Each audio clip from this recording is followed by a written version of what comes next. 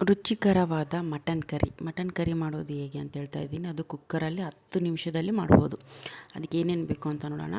ಮೊದಲಿಗೆ ಮಸಾಲೆ ರುಬ್ಬೋದಕ್ಕೆ ಸ್ವಲ್ಪ ಮಸಾಲೆಗಳು ಏಲಕ್ಕಿ, ಲವಂಗ, ಚಕ್ಕೆ, ಬೆಳ್ಳುಳ್ಳಿ, ಮತ್ತು ಕೊತ್ತಂಬರಿ, ಈರುಳ್ಳಿ, ಟೊಮೆಟೊ ಮತ್ತು ಸ್ವಲ್ಪ ಕಾಯಿ ತುರಿ.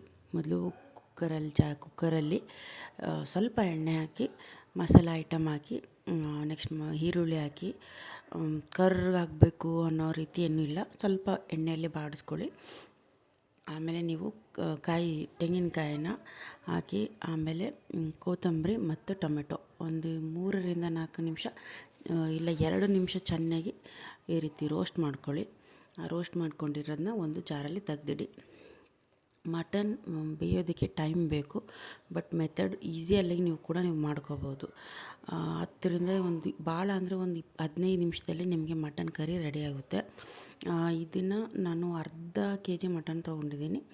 ಸೊ ನಿಮ್ಗೆ ಎಷ್ಟು ಮಟನ್ ತೊಗೋತೀರೋ ಅಷ್ಟರ ರೀತಿಯಲ್ಲಿ ಮಸಾಲೆನ ರೆಡಿ ಮಾಡ್ಕೋಬೋದು.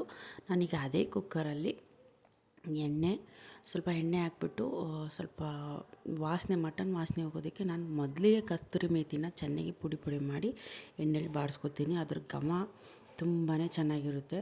ಈಗ ತೊಳೆದಿರೋ ಮಟನ್, ಆಮೇಲೆ ಸ್ವಲ್ಪ ಅರಿಶಿನ, ಉಪ್ಪು ಮತ್ತು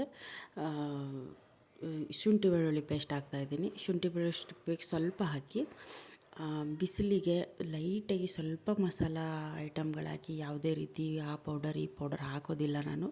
ಈ ಮನೆಯಲ್ಲೇ ಸಿಗೋ ಐಟಮಲ್ಲಿ ರುಚಿಯಾಗಿ ಮಟನ್ ಕರಿ ಮಾಡ್ಕೋಬಹುದು, ಆಯಿತಾ. ಈಗ ಮಟನ್ ಅರಿಶಿನ ಉಪ್ಪು ಎಲ್ಲ ಹಾಕಿದ ಮೇಲೆ ಮಸಾಲ ರುಬ್ಬಿದೆಲ್ಲ ಅದನ್ನು ರುಬ್ಕೊಂಡಿದ್ದೀನಿ. ಈ ರೀತಿ ರುಬ್ಕೋಬೇಕು. ಈ ರುಬ್ಬಿರೋ ಮಸಾಲಾನ ನಾವು ಮಟನ್ ಇದೆಲ್ಲ ಅದಕ್ಕೆ ಹಾಕಬೇಕು.